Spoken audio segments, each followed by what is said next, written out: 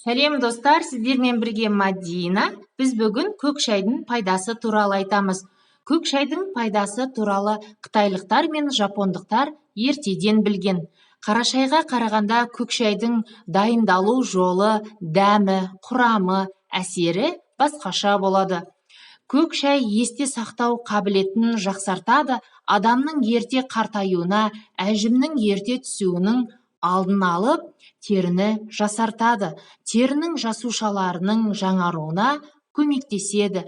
Қант диабеті бар жандарға көмектеседі. Көк шайды тұрақты тұтыну барысында қандағы қанттың мөлшерін бір қалыпты ұстап тұрады. Көк шай иммунитетті нығайтады, сергітеді, семіздікпен күреседі, артық салмақтан арылуға көмегі мол.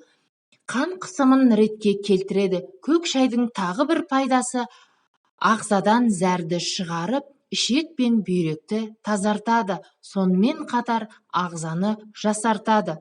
Көк шайды ішуді әдетке айналдырып, денсаулығыңыз мықты болсын. Видеом пайдалы болса, маған лайк басып, комментария жазуды ұмытпаңыздар.